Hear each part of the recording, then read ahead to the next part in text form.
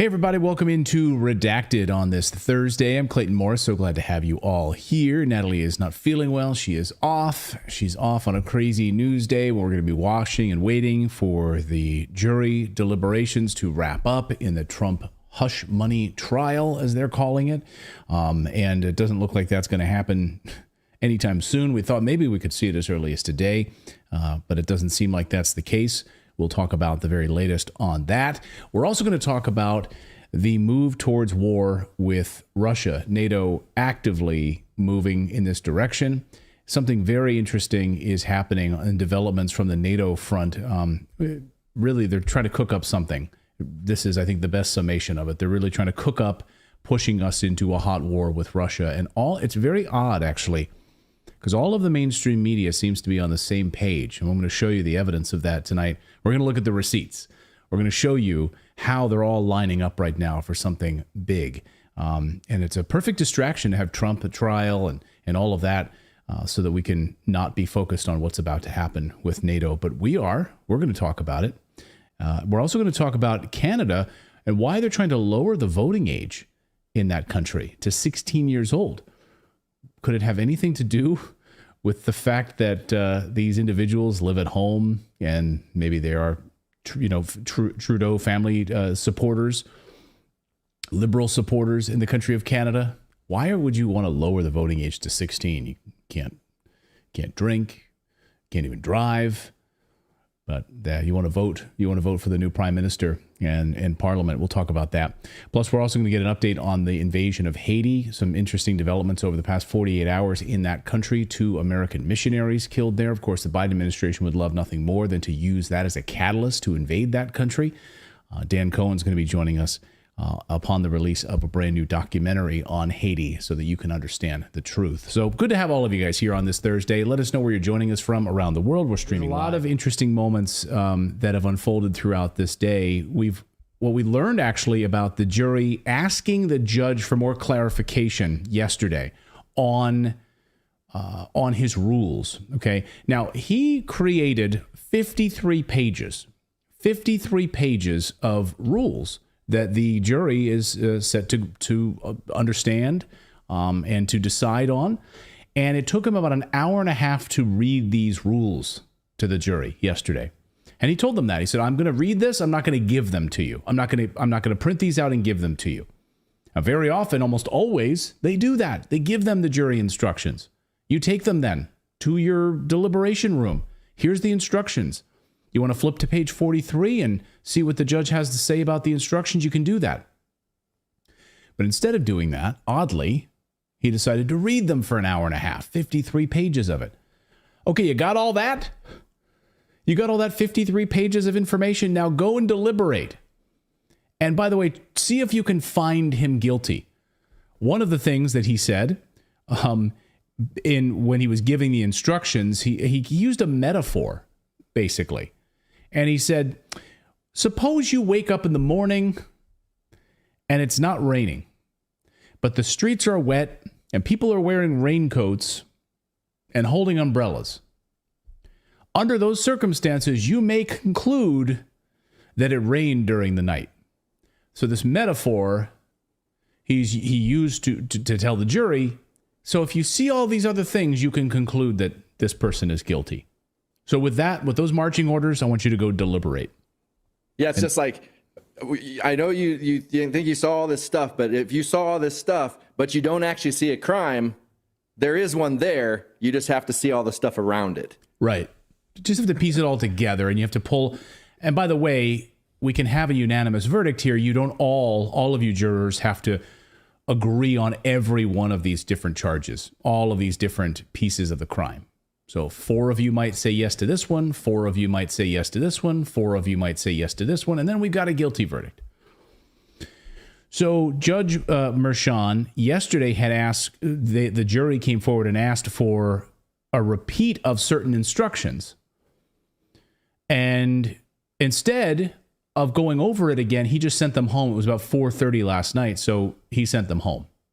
So instead, again, if you would have printed out the jury instructions, they wouldn't have had to ask for a repeat of them. And then they came back today about an hour and a half ago, and they've now asked for a repeat of jury instructions. They want from page 7 up to page 53.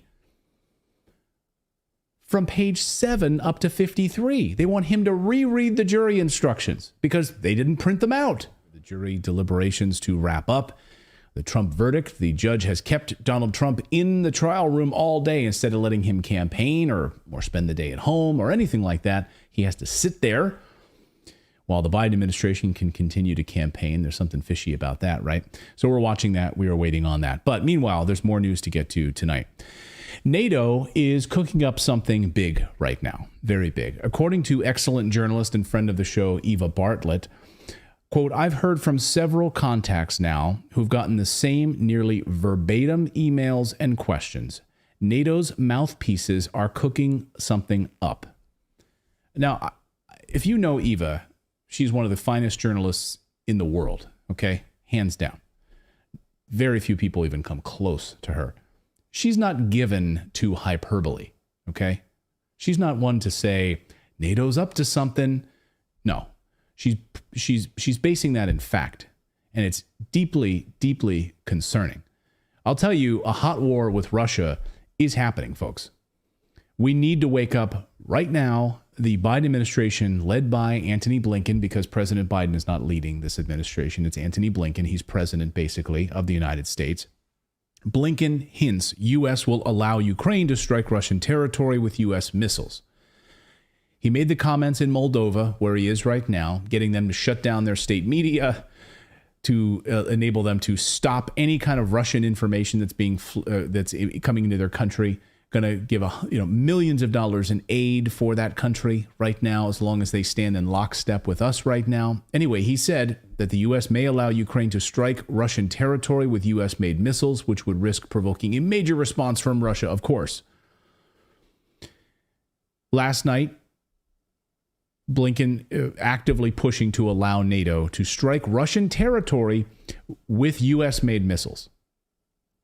I don't care how you spin this. We are not stupid. This means the U.S. is attacking Russia. A physical, hot, kinetic war with Russia. This is how they will control us. This is how they will remain in power. Think you have an election to worry about coming up in November? Not if we're at a full-blown war with Russia. They won't have to even worry about an election. We'll cancel the DNC. We'll cancel the Democratic National Convention. We'll make sure that all of you get a ballot mailed to your house. You don't have to leave the house. There's a security risk. Why would you want to go to a grocery store? Why would you want to leave your house? After all, Russia could hit you. This is how they will control us. Remember, Tucker Carlson warned us about this. Right after he was let go from Fox News, he talked about a hot war with Russia and how they've tried the COVID strategy. They actively want a hot war with Russia. This is how they will control us. Watch. Here's my view of it. I think the lies are unsustainable. Lying is always unsustainable. You're always found out in the end, whether in your lifetime or posthumously. But lies are always revealed by their nature. And these lies are so big and so obvious and so stupid that it's going to be very clear to the majority of voters before the election that the Biden administration has no idea what it's doing, that Joe Biden is not running the government, and that it's not working at all. And I think by that point, we're going to have a real economic contraction. I think we're going to be in the teeth of a very tough recession, and that makes everything much more intense. And so if your goal is to maintain power, and if you think once you relinquish power, the problem with criminalizing politics is the people who do it imagine or know that it will be done to them. So once you start indicting your political opponents, you know that you have to win or else they're going to indict you if they win, right? Right. And so they can't lose. They will do anything to win. So how do they do that? They're not going to do COVID again. I know everyone on the right's afraid they're going to do COVID and mask mandate. They're not going to do that. They can't do that. If they've already been exposed, that won't work. There's going to be what are they going to do? They're going to go to war with Russia. Is what they're going to do. There will be a hot war between the United States and Russia in the next year. And really? Yes, of course. They want it anyway. I don't think we'll win it, but that's a separate analysis. But Now, that was 9 months ago. pretty prescient. See how this flows? But even the weapons aren't enough. So we need long-range weapons to hit inside of Russia because our weapons suck. Here's CNN. Soldiers in Ukraine say U.S.-supplied tanks have made them targets for Russian strikes. The armed forces of Ukraine have complained to CNN about Abrams tanks, saying that these vehicles don't have enough armor to even stop small drone attacks. It's sad, of course, that American armor is garbage. Colonel Douglas McGregor has told us this for months here on this show, that our weapons are not up to par, they're insufficient, they were built for old wars. Putin knows it. He's not an idiot. He called it out directly. Watch. Представители стран НАТО, особенно в Европе, особенно в малых странах, они должны вообще отдавать себе отчет. Do you think he's bluffing? Again, I don't. Russia overnight just destroyed a NATO staging base in western Ukraine. There is a large amount of weapons, a large amount of troops gathered there before being sent to the front lines. And trainers, NATO trainers. Russia fired one of their hypersonic Kinzhal missiles, according to reports, wiped out an entire F-16 loading area, killed over 300 people, including NATO forces from France, Poland, and Baltic countries. Back to Dan, see if he can hang out or not, but we've got a verdict now in the Trump hush money trial that just came in, so we'll have to get back to Dan. I apologize on that, but we wanted to bring to you what we're hearing from the courtroom right now. Trump has been found guilty of falsifying business records in the hush money scheme. So 34 charges. Unbelievable. Well, and there's no reason why a trial of a president should not have been televised. That should have been televised so that people could find out now how the jury polled on this and what the response will be.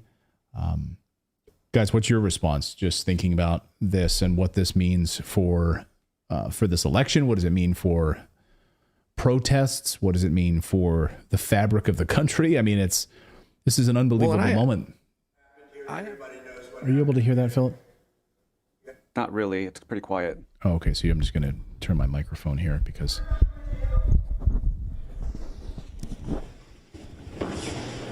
This was a disgrace. This was a rigged trial by a conflicted judge who was corrupt. It's a rigged trial, a disgrace.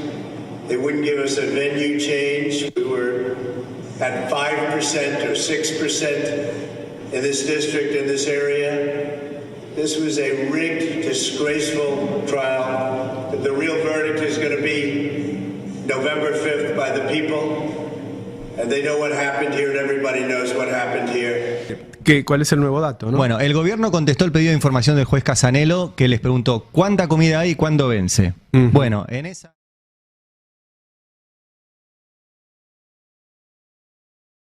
El 30 de julio. Que significan 2,5 millones de litros de leche.